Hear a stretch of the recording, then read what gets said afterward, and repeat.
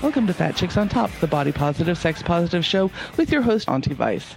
This show contains explicit language not suitable for most minors or easily offended majors. It contains opinionated discussion about politics, race, sex, fat folks, gender, which may not be suitable for conservatives. Additionally, some shows may contain references to science, statistics, history, research, mathematics, and reality, which may not be suitable for American evangelicals. Here we go. Hello. How's everybody doing? We got a little bit of an intimate setting going on here. That means we're really going to get deep, yeah? Dig deep. Welcome to Fat Chicks on Top. Yeah.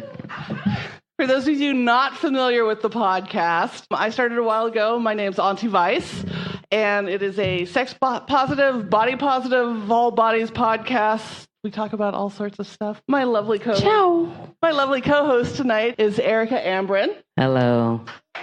Hi. She is a singer, songwriter. She's actually up for a Sammy right now in Sacramento. So congratulations. Thank you. Huge. Thank you so much. Since you're here and we can get to know each other, she performed with our sound man, producer extraordinaire, Sharon, a while back. Oh, yeah. Just a month ago, actually, we opened up for the Nappy Roots. I don't know. Do you guys know who the Nappy Roots are? I don't know. Like, how old are you guys? Like early 20. Oh, wow. That's really cute. Yeah. Make sure you don't have any alcohol. But the Nappy Roots are like a 90s hip hop like group band, like a part of the time when the Roots, the Fugees. Do you guys know who the Roots and the Fugees are?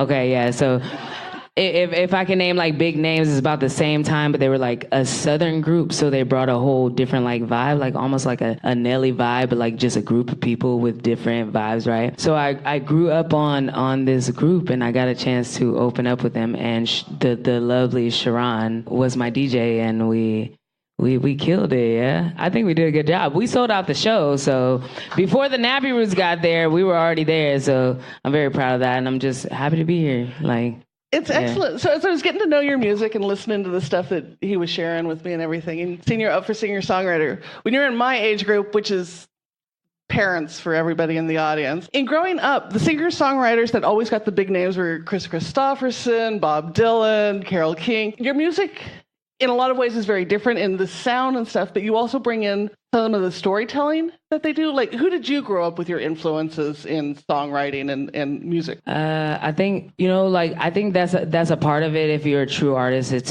to really be able to tell your story, like in a real way. And obviously, like, I grew up on a lot of music, but like, the reason why I started writing music is because of Lauryn Hill, I think. Okay.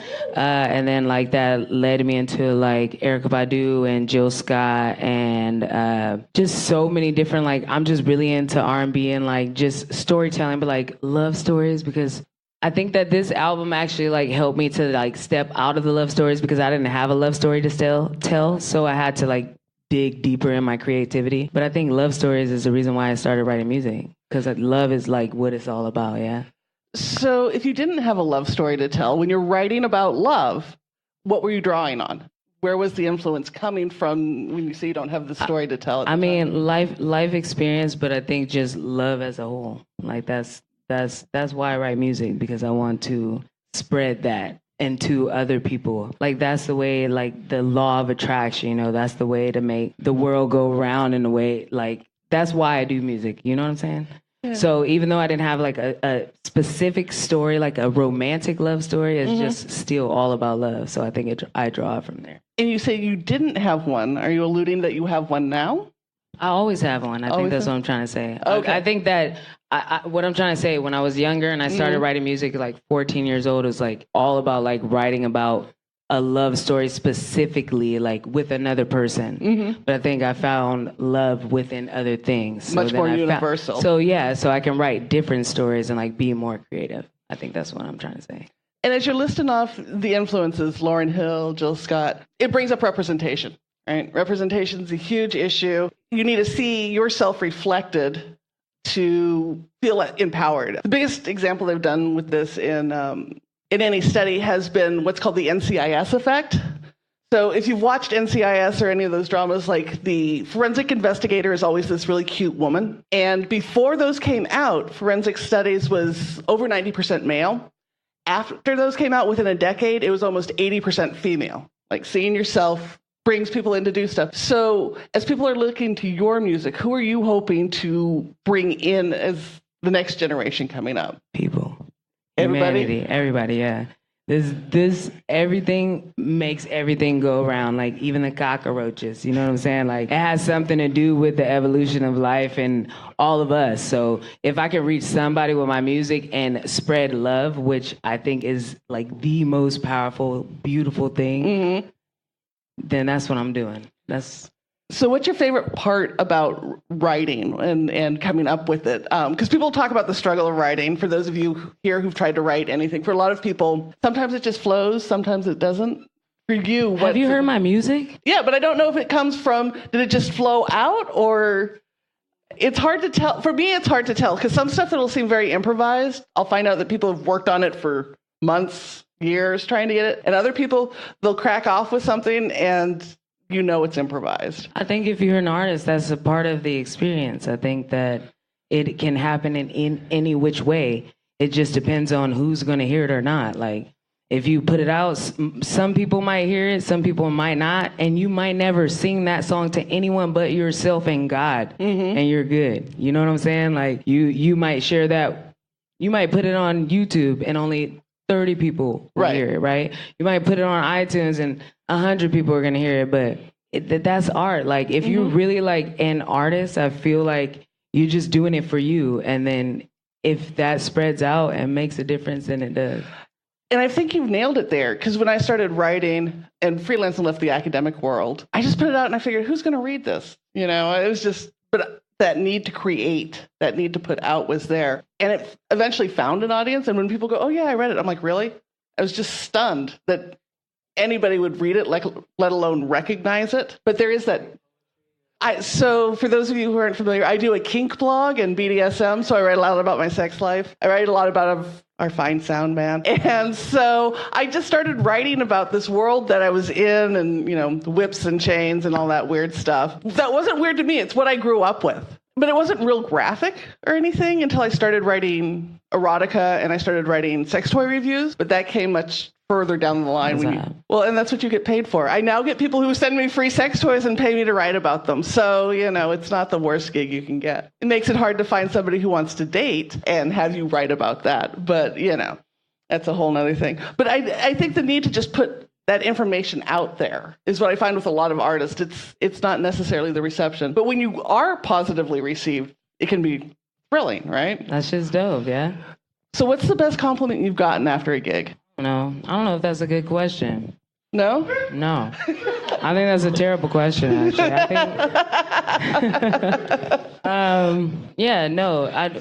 I don't do any of this for compliments or anything like that. I just do Not that you're doing it for it, but somebody comes up. I don't even think I pay attention to that. I think I just really be in tune with the people that are in the space and just try to connect to that, because that's all you can do. And then you can hope that those people go out and they spread that same kind of energy that you're putting out there. It's all about energy. It's God that's within you, within me. Like, that is God, the trees, all these things, like all these people. The fact that you showed up today, like, that is what music is for me. It has nothing to do with a compliment or, you know, it's either how I feel or how I don't feel. I could be freestyling, or I could be something that I wrote and I have to tap into that, or maybe I don't tap into that and I kind of blow it. But it's just, I don't know. It's, for me, honestly, I can't speak for anyone else, but for me, it is simply just who I am. It's me. So that's what I'm putting out there. Either you receive it or you don't. And is that what you're looking for when you're listening to other music, or how do you find the people who you like to listen to? I just listen to them. I feel it. But that's good. That connection. It feels good or it feels terrible. And sometimes that's good, because you need to feel the terrible, you know what I'm saying? In order to, like, get to that next space. Does that make sense? Yeah, no, where you're present with the feelings and where you just, it's okay to feel terrible. Sometimes you feel terrible and sometimes you want to connect with that. I mean, that's why we have breakup songs. Well, there's plenty of those. Yeah. I've written so many. I'm like, I've been to too many open mic poetry nights, which is just talk about tapping into terrible feelings. If you've been to open mic poetry, it's more like journaling and confessing on stage. Can I sing? We get snaps from the audience. Can I sing something to y'all real quick? Please. All right, let me tell you something. It's about a good feeling, not a terrible feeling, really. Cool. Y'all ready? When I look into your eyes, such a beautiful surprise, and our love is on the rise. Tell me truth and no lies. So give me some of that sugar. Be the sweetness in my coffee at the start of my day. And I really dig your vibes, but who wouldn't? And the music in our hearts continues to play. See what I'm saying? Yeah. I wrote that song. It's called Sugar. That's the first EP that I ever wrote that I actually put out there into the universe, like, to everyone. And I was able to do that, but that's like one of the songs that I wrote, and that was actually a freestyle, and then I like kind of tweaked it a little bit, right? That's impressive. I play my guitar on it, yeah. But that's like the first project that I ever put out. So it's called Sugar. It's on all the streaming platforms. You guys can check it out. Yeah. So we're about to bring up our first guest, but if people want to find you, want to find your music. I'm just vibing, that's it. Yeah. I'm stoned, dude. I'm sorry. What the fuck am I? That's why Hey, yo, what am I supposed to do, bruh? Why do you think I got cookies? And I'm fucking eating sugar. Sugar. I love my cookie. You don't have to eat a stage cookie. We have more. It's really good. No, please have more. We got more in the back for people really too. But if people want to find you, if they want to go to a show, if they want to buy your music, this is your chance to plug yourself. All right, plug it. All right. It's all on all the streaming platforms. My latest project's called Lucid Dreamer. It's my first hip hop project. That's me and Sharon when we opened up for the Nappy Roots. We did that project, and Sharon was actually my DJ. He like really gave me a lot of confidence. Like he knew my songs and stuff. Like he was like, "Put your motherfucking hands up!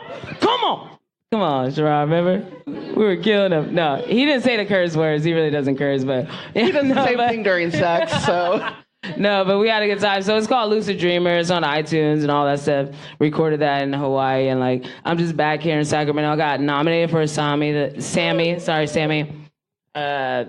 singer-songwriters portion of it, I guess. Yeah. I'm really good at plugging myself. I'm just learning how to do this. So this is a good chance to do it. I'm really trying. I got really stoned before this, so I hope that's okay. It's legal, so police don't get me. Yeah, but yeah, find me, Erica Ambrin, yeah. Okay. And if you haven't voted in the Sammys yet, you can go to snr.com, vote for her, singer-songwriter. I saw my face in the newspaper thing today. I saw it today. Awesome. I was like, no, yeah, I didn't even know. My friend sent it to me. He's like, look, bitch, that's you. And that's how you know it's a friend. No, they didn't tell me they were going to put me in the paper, but yeah, that's cool. Please vote for me if you can. If I don't win, I don't care. I've been doing music in Sacramento for a hella long, so it's just an honor to be able to like know that people are watching what I'm doing. So, okay, I'm done. Thank you. Okay.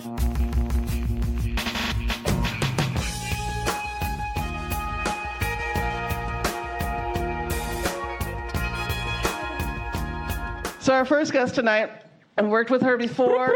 She's running the Invisible Disabilities comedy show, which she blows bubbles, and she has an amazing wardrobe. I've also seen lots of pictures of her at burlesque, so there's lots to talk about. So please welcome to the stage, Miss Allie Yeda.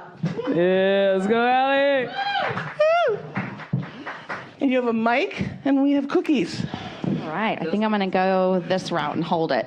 Yes, yeah, it's better. It's easier. Yeah. All right. Yes, for those of you who don't know, I'm big on having people of all sizes eat on stage to destigmatize, especially bigger people eating on. Because if you're bigger, eating in public can be terrifying. Because people have a look at you. I know, dude. I know. Are these lemon? Yeah, lemon sugar cookies. Yeah, and it's like light, right? Mm-hmm. Yeah. Oh, it's good.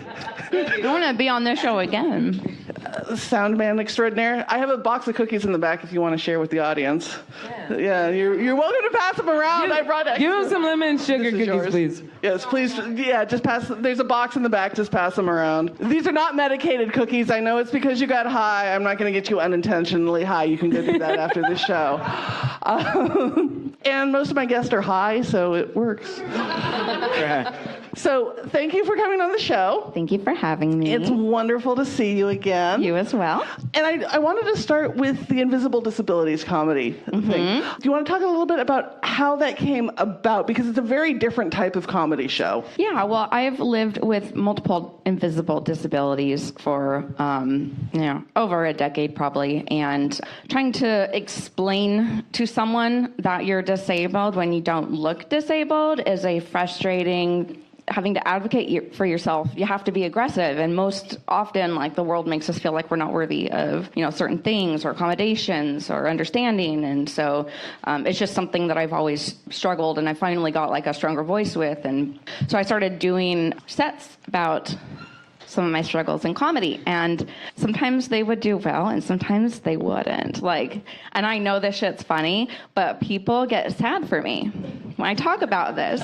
I'll be in the in the midst of a whole lineup of comedians doing like dick jokes and poop jokes and stuff, and then I talk about meth addiction or my bladder disease or growing up Mormon or anxiety, and everyone just gets sad. It brings down the room, and I'm like, well, if the mood was if they were expecting it, I always felt like I didn't have my fair audience, and so we decided to do this show. My partner Drew Kimsey also has a few invisible disabilities, and we decided to produce a show where everyone is there for a reason. Everyone is there expecting to hear this stuff. And the whole lineup is about everybody's struggles. And we have posters where we list the disability that we'll be talking about. And so that helps people who are thinking about coming to the show, when they see that their disability is on someone's flyer, they want to come. So it helps, it pairs us with our right audience, and it also feels like a social service.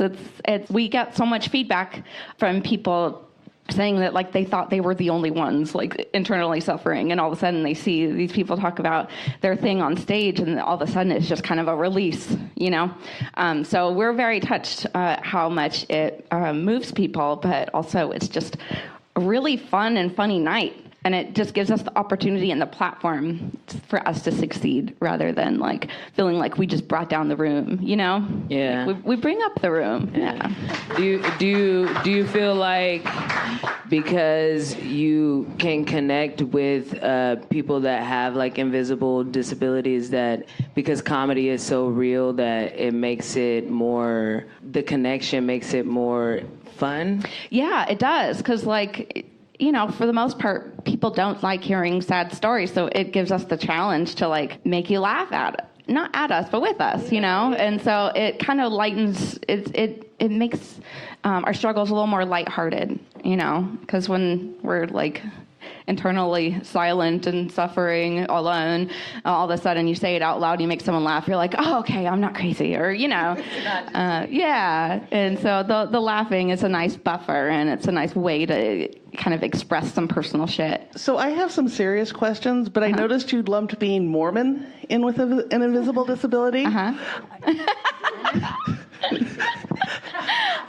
have my personal feelings about Mormon. I grew up in Southeast Idaho. Oh, okay. In a Southern Baptist family at that. Yes. Personal experiences with Mormons, but I may be jaded. Why do you lump that in as being a disability? Because it's a form of brainwashing, and I really felt like it impaired my logic. And thank you for clapping, the two of you. It stunted me as a person. I have a set where I compare Mormonism to meth addiction, and the similarities. Can you please do that bit right now? Stand up and do that bit, please. Come on. Do the bit real quick. Come on.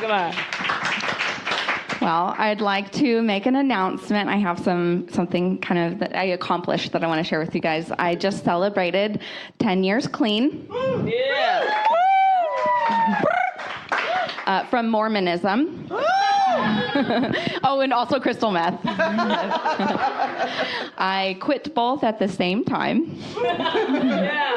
And 10 years later, I still feel dirty. It turns out meth and Mormonism have a lot in common. First of all, with both meth users and Mormons think their happiness is real.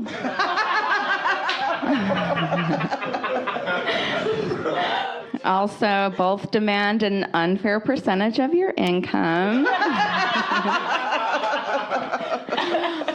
And gosh, it's been a while since I've done this set. I can't remember the third one. But you guys get the drift. Yeah. That's a good bit.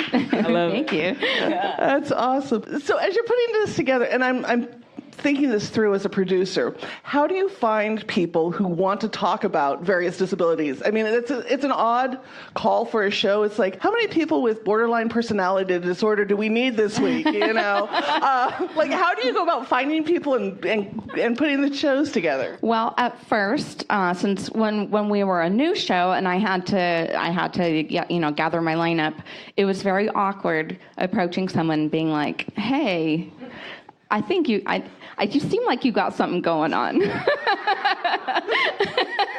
So people with anxiety can detect.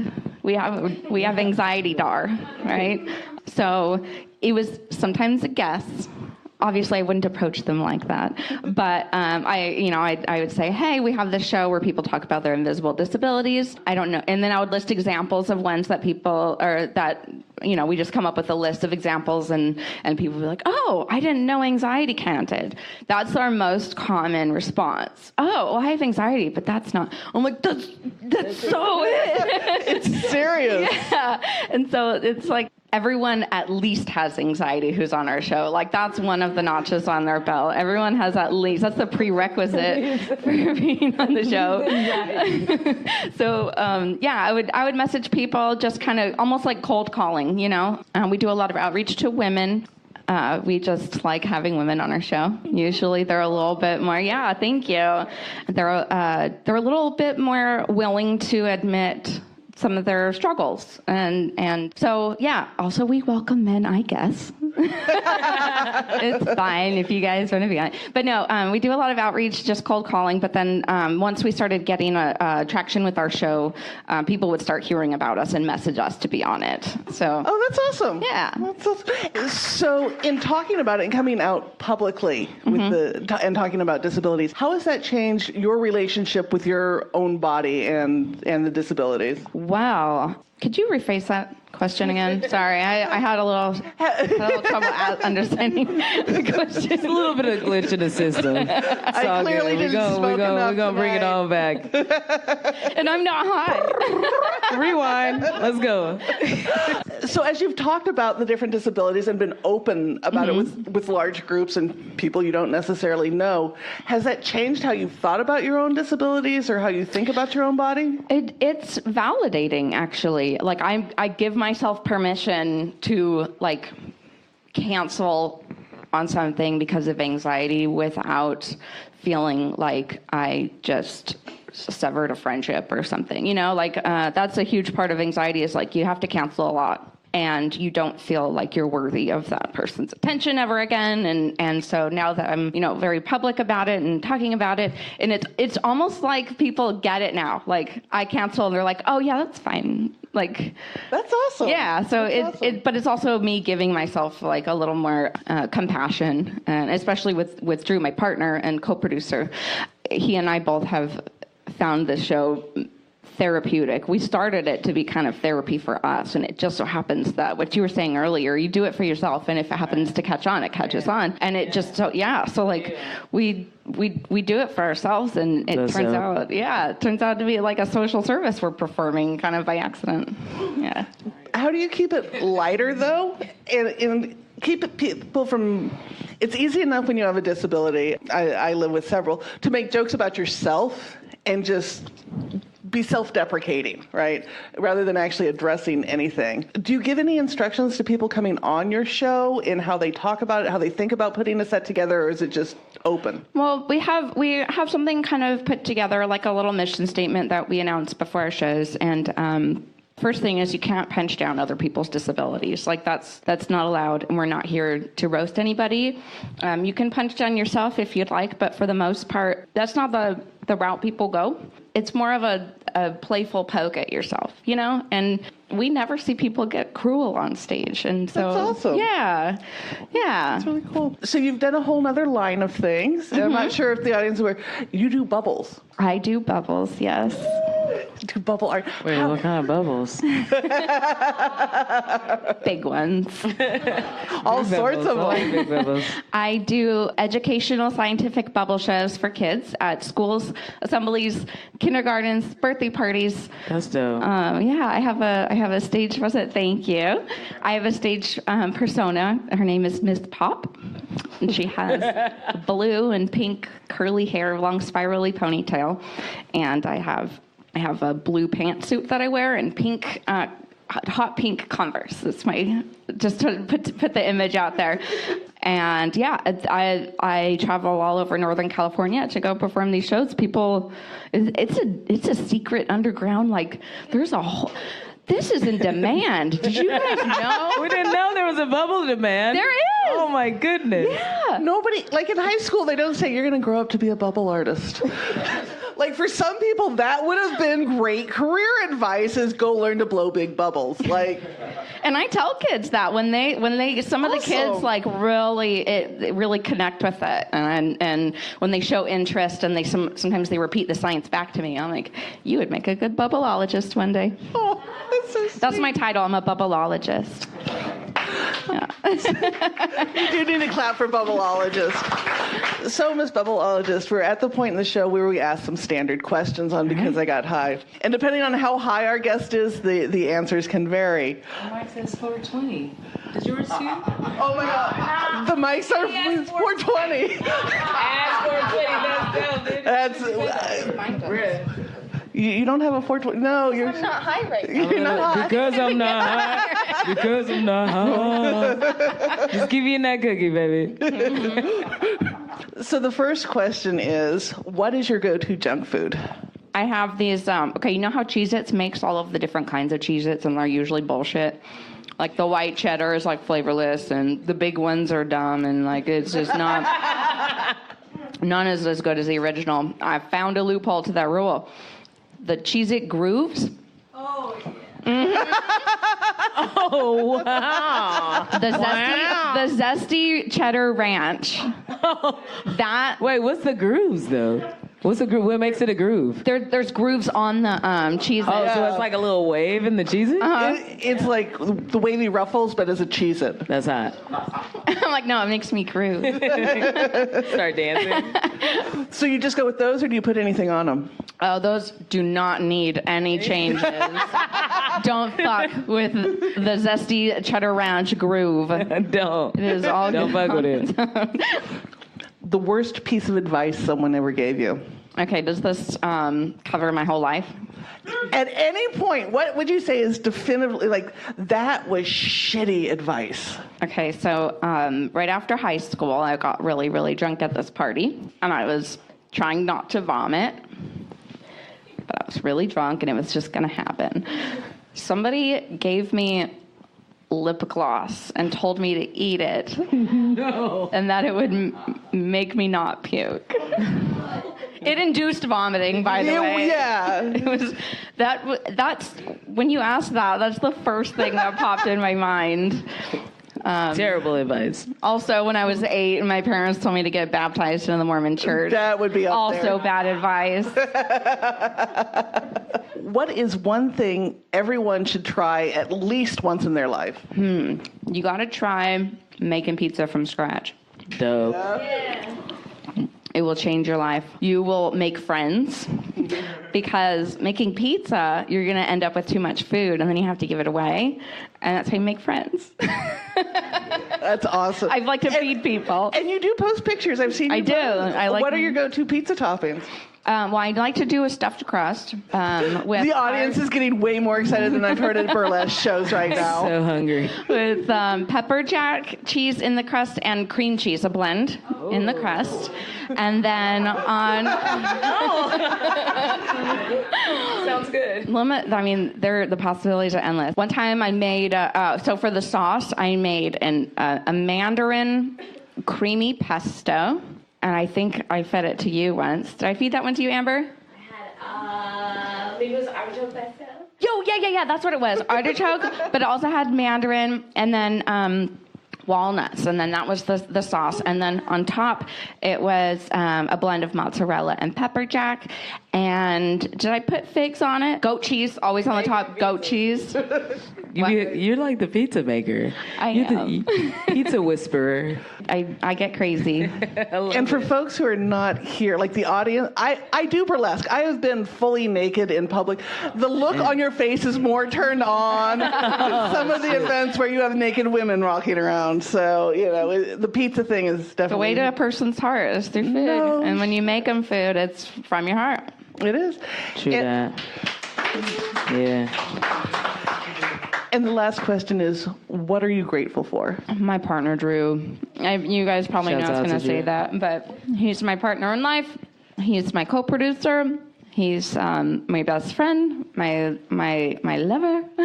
he's my everything. And we've only been together for like 2 years, and I already just can't imagine life without him. Like, oh my gosh, if anything happened to him, I would die. He makes me be a better me. Like we make each other better as individuals. So yeah. That's awesome. Shout out to Drew. So if people want to find... What? Oh, I don't have my glasses on. Drew couldn't make it. Okay. So if people want to find you, if they want to find Miss Pop, if they want to find Invisible Disabilities, here's your chance to plug everything. All right. So on Facebook, we have the Invisible Disabilities Comedy Show Facebook page. That will give you all the updates. We're doing, not only do we have our comedy show on Friday at Luna's at 8 p.m., we also have a podcast that we're going to be starting monthly because we have a lot of our fans have anxiety, and a lot of times they can't make it to our shows. So we're trying to give them the comedy. We're going to do a podcast here the first Saturday of every month here at Stab. So pay attention for that. And if you would like to book a bubble show, just find me on Facebook, Aliada, Aliada, and then yada yada for my last name. Just send me a private message. We'll get you bubbled.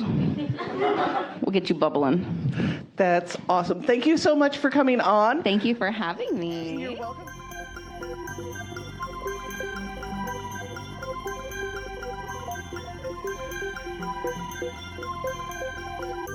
Hi. You need music, a sound guy, or a podcast done? Well, why don't you call A Serious Productions? Hi, my name is Sharon, founder of A Serious Production, a mobile DJ company and audio production for podcasts and music.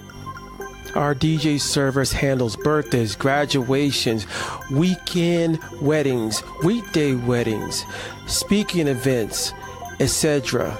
Our ASP staff has 15 years in DJ, audio, music, and podcasts. Our ASP staff will help you to create a combination of services which meets your unique needs. We can provide custom price bids for your jobs. We offer discounts for multiple services, repeated customers, and special sales. Please ask the staff about repeated business and discounts. Our podcast special we have now is recording, editing, mixing, and uploading up to 100 minutes of recording for $500. For more information, please call 707-867-1411. That's 707-867-1411.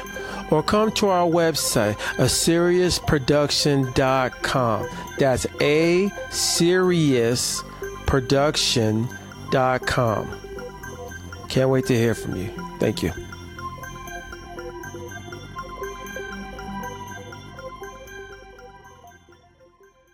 So, coming on up now, we have Miss Amber Whitford. Woo! Hi. Hi. Amber is an awesome comic. She's actually got a ton of stuff going on. You now do Talk Worry to Me here at Stab podcast. Yes, the first Saturdays monthly. Sweet. You are also the regular host of the Invisible Disabilities comedy show. I am. And you're working with Show Me Your ID. Yes, definitely. That is a monthly mixed open mic where we're at Luna's every second Wednesday, 8 p.m. Mixed open mic. We have had people come in and like sing songs, lots of poetry. Sweet. Sweet. Well, welcome on the show. Let's start with Talk Worry to Me. This is new. This is a new venture for you. It is. It definitely is. It's the first podcast that I've had anything to do with, like, working. It feels like a lot of responsibility. And what is the show about? Are you just talking about what people are worrying about? Is it post-apocalyptic? Is it anxiety-based? What is Talk Worry? So that actually is a tag from one of Allie. Allie Yeda is our... Your producer. Yes, I'm sorry. She's not only our producer, though. She's our co-producer and co-founder of, right? Okay, so that's what I was having some trouble getting at. Of the open mic and the comedy show, and also, of course, the podcast. So this is a spin-off of the Invisible Disabilities comedy? Yes. So far, we've only recorded one episode, and we talked about, kind of how we each got started in stand-up comedy, what was going on coming up next, and we had a guest on, which was really fun. That was exciting. I felt like David Letterman. I was like... It was cool. So that's what we're doing. We're still talking about the things that are happening in your life that other people can't see, like things that you're experiencing that are affecting you that other people have no idea about. And we are letting people know that here's a safe space to come talk about this, come laugh about it, and know that no matter what it is you're sharing, other people are going to finally realize, like, oh, wait, I do that too, or I experience that too. So for you, what brought you into doing this show? What are the invisible disabilities that you're talking about for you? So funny enough, when I first started doing stand-up, most of my jokes were about therapy, being in therapy, getting into fights at therapy, just like general crazy drama Amber stuff. And I wasn't really finding the right audience for that. Like, I'd go to clubs and people would be there drinking and hanging out, and they're like, I don't know what you're talking about. Therapy is not something that I do. I don't care about it. Move on with your life, ma'am. Somebody asked me once, they were like, how did she get up there? Why is she talking about her cats? And it's like, okay, we got it. So it took me a little while. Like, it was really like, at first I felt a little discouraged. And then I jumped right into kind of like doing more blue comedy, like dirty stuff. Because I do have a lot of really dirty stories. And so I just figured, okay, then that's what we're going to do. So it was when I met Allie and Drew and went to their Invisible Disabilities, I was like, oh, finally a place where I can talk about having anxiety, having depression, all kinds of other things, and people are not going to be surprised, and they're not going to be like, oh, this lady's really bumming me out. So there's lots, as my sister would say, there's lots to break down there. I'm still stuck on, you get in fights with your therapist? No, actually, so... I'm like, fights at therapy, now I want to know more, like... So I'm in a lot of group therapy situations, and I don't know if you guys know about this, but we get a group of people together who need therapy. Some stuff goes down. It could go down. And actually, one of the I'm gonna tell it. So I walk into this group therapy thing that's going on, and I see this lady who looks really familiar, and I'm just like, where do I know her from? And she says to me, yeah, we met at the movies. You called me an asshole. And I was like, oh, yeah, I knew you. You are that asshole. So, and we're like on the therapy circuit together, so we kind of like get around in each other's groups, and we're totally fine with it now. People know that I might just let them know. She was totally being an asshole, though. She knew. Okay, so these are the rules for the movie theater. Once the lights come down, no more miscellaneous chatter. If you're talking about the movie, you're fine. But I don't want to hear anything about your soda. I don't want to hear anything about your stupid kids. Nothing about your babysitter. Get on track. We're all here for the same thing, and it's to watch the movie. I don't hear anything else. I know people looking at me laughing when I was going to say, wait a minute, hold up. Because I had this discussion with a guy about, it's always funny about the black people in the back always having this little raw moment of, ooh, don't go in there, girl. Oh, don't do that. Yeah, I do that. I do that too. Well, I do that with the news. No, okay, so I'm going to tell you, for me, like, I don't know why you would go and just like sit there in silence. I don't know how they do it. You have to be cautious. You're not gonna have a full conversation during important dialogue, but like cheering the movie on, it's like going to a play or to live music. I know it's not live, but like I'm cheering this the fuck on, and we're having fun in here. I think it's because people go to like ballets and stuff, and they have to be quiet. Yes, I get that. They get that weird minimum of just taking the same moment to go to a movie and be quiet. Which Okay. I look at that going, why? Because they're boring. I'm going to tell you something. Listen, it not only happens at the theater and in ballet. Okay, be quiet at ballet, fine, whatever. But I'm going to clap when it's time to clap. There you go. I might even clap when it's not time to clap, but I feel like it's time for me to clap. There you go. But I went to a James Taylor concert, and everybody in the whole arena was silent except for my sister.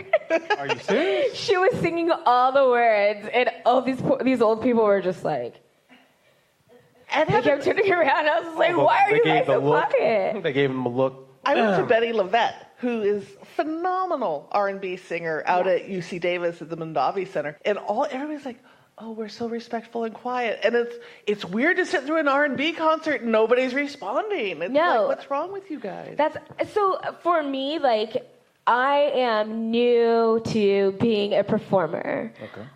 I guess officially a performer. You are a performer. So I like to get feedback, like immediate feedback. If I tell a joke that people don't like and they groan, I'm just like, okay, I know. Thank you for being here with me. Just like those ladies who were like, how did she get up there? Like, I knew that this wasn't working for them, and I was fine with it. Because it wasn't like they attacked me personally. They weren't like, we hate you, this is terrible. It was just like, I don't get this. And it moved me to a different type of, like, joke to relate to them with, and it was a lot of fun, and that's what I like. That so that's the kind of performer I am. It's like I like that feedback. I want that feedback.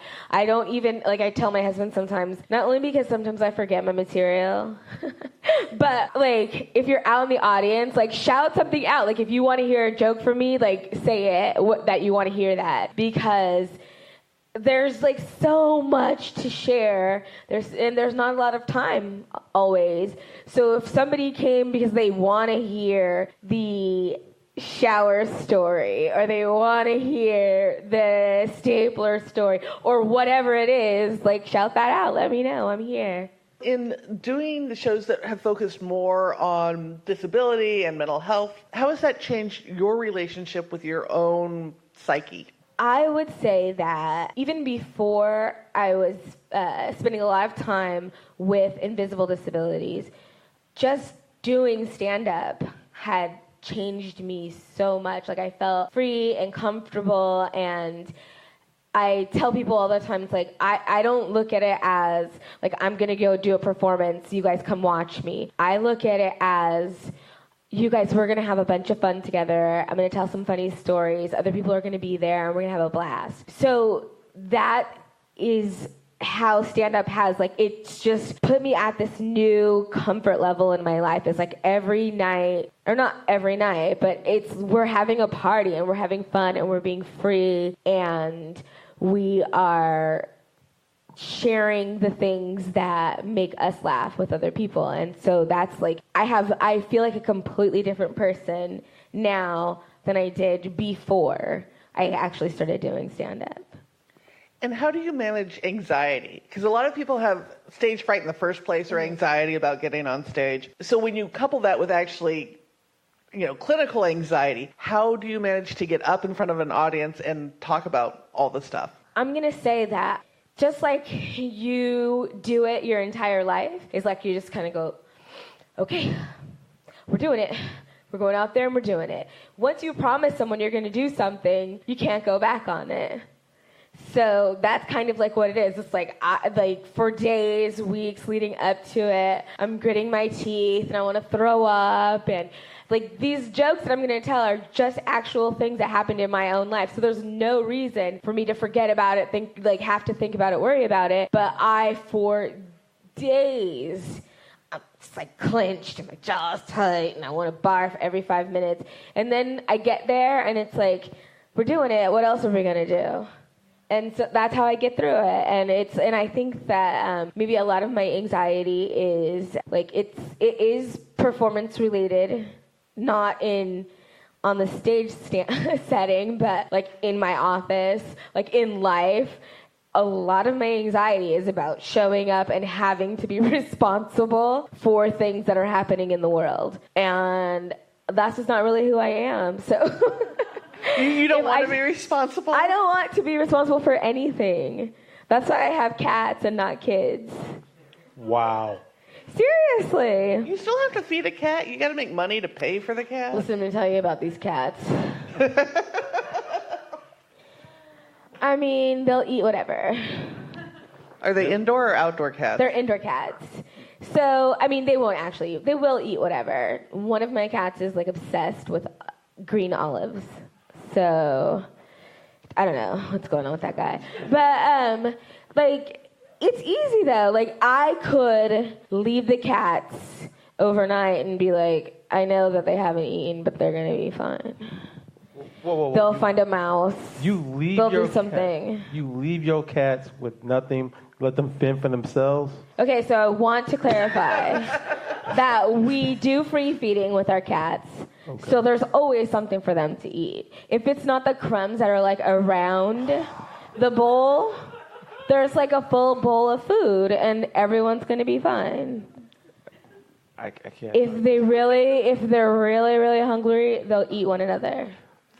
See? And I'm okay with that because they're not people, they're cats. Sharon's like, we need questions.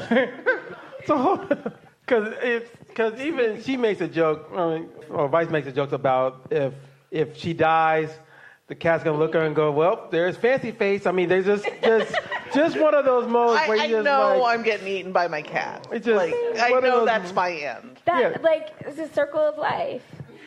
So, Why not? Okay, I live with a cat, and his butt, he nibbles on me.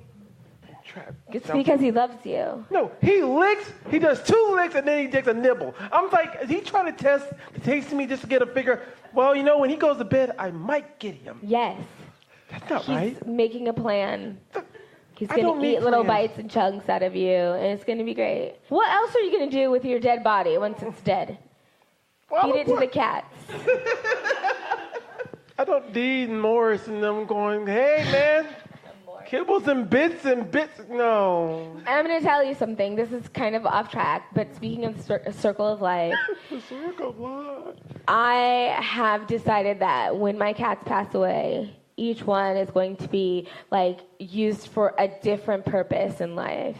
Scrambles, he's like a nice, like deep gray, black skin. So I'm really ready for some gloves. Scrambled skin gloves, like a nice, natural, like pearly, deep gray. I had purple leather gloves, and I never knew the cat or calf or whoever who made those gloves for me.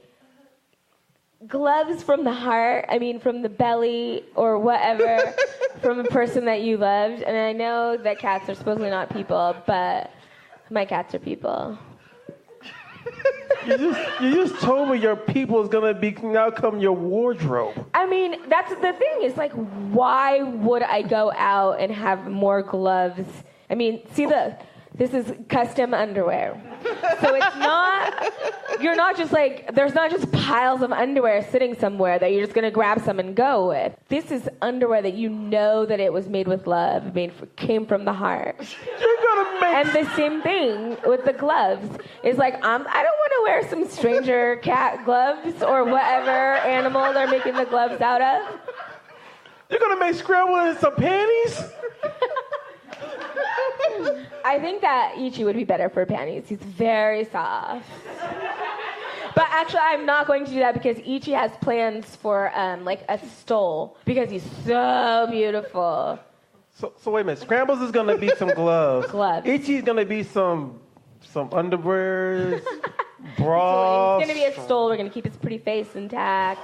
I mean, he's so gorgeous. He Can't you deserves just that. stuff him and just put him on the side of a mantle and just look But at that him? is useless. I know. I know. I like to have everything that it needs to have like dual purpose. I have some cat figurines at my desk in my office, but also they're salt and pepper shakers. Touche. You can't just have things that are junk. You have to be able to use it somehow. So just have the cat and have it all like just sitting in a corner. That would be so sad for that guy. So you're Marie Kondoing your dead cats already. Exactly. I got a cat named Everett. He has some wonderful blue eyes, but I'm not trying to make some rings out of his eyes. Oh my gosh, that'd be so pretty. But that's okay. So that's the problem. The eyes are the only thing that you have the problem with is because they're not able to like really capture the eyes with the restuffed. Right. Yeah. No, I'm just. Me. I mean, it's great. It's a good idea, but he just sheds like a mother, and I'm just like. Exactly. I don't know. And you're turn him inside out. I was thinking about some other thing you're saying. Wow, really? Gloves. Okay. I don't even know how we got way off topic, and I apologize. No, we're on topic. We're definitely on topic. This is going to definitely continue to be our conversation at home long into the night. It's going to make them panties out of Itchy. Wow. And Scrambles is going to be some gloves. Oh my gosh, so beautiful. Oh, some gloves. So darling, listen, can you imagine like you rub your face and you're like, okay. What else are we going to do with them? What? What else are we going to do with them after they pass away? You know what? You're right. I'm getting tired of pet cemeteries. Might as well use them for something. Exactly. It's recycle, reduce, reuse. Oh. Hey, you gonna use daddy on us now? So now we're into the question time. So let's start with, what is your favorite munchie? Your go-to munchie? Husband, what is my favorite munchie? Chocolate or ice cream? Yeah. Yeah? Yeah, definitely. That was chocolate or ice cream. If nobody heard chocolate. Ice cream. Yeah, usually there's I'll send him a message. I'm like, clearly you're high enough not to remember what you're texting him if he's feeding you the answers on that. Something salty or something chocolate. A lot of times I want both things together. Makes sense. I like to eat a lot of things. I'm very greedy. I'm not lying. The worst piece of advice you've ever gotten? I don't know. I think that people don't generally give me advice because I'm always just jabbering at them. So they're just like, okay, I just gotta go. And I'm like, all right. But it's a great tactic. Because people never say anything that you don't want to hear if you're just like, blah, blah, blah, blah, blah, blah, blah, blah, at them. If you don't give an entree, then they don't give you advice. No, exactly. Oh, there's always advice. But I just like to just keep moving it around. Keep moving it around. Do 3-card Monty with the advice coming in. Okay. There we go. One thing everyone should try. Everybody should try doing those things that they've always dreamed about. What was yours? Stand up. I'm not even lying.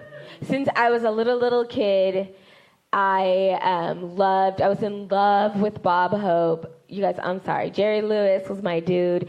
This lets you know that I'm a lot older than the Carol Burnett crowd. But also, I was there too. But no, I loved to see people telling jokes and making people laugh. And I loved the physical comedy. And the Stooges, like, I'm a Woody Woodpecker type of person, if that tells you anything about me. But like but it was like I wanted to have that as a job. I just didn't know that it was a job that someone had. I just knew that these people do this, and I had no idea how or why. I just figured someone was like, oh, hey, come over here. There's a camera, and there's people going to come out and sing, and we want you to talk about it throughout. And lastly, what are you grateful for? I'm going to say I am very, very, very grateful for my stand-up community. My husband does not do stand-up, but he and I have been like going to shows together since the first moment we met. He kept saying, you can do this, you should do it. All of the local comedians, most of the local comedians are very supportive of one another, and people are out there, and we're all making sure we have fun and like have the space to say the things that you need to say, the things that you need to get out. So, if people want to find you, if they want to find one of your shows, if they want to support you, where do we go? I am on Facebook as @Amber Comedy. And also, of course, you can always find InvisibleDisabilities.com, and we're on Facebook too. Excellent. Thank you so much for coming on the show. It's been great to have you on. Thanks for having me. Yay. Always. For our audience, thank you for coming. We will be here next month, third Saturday of the month. Thanks for coming out. Woo! And we out. Peace.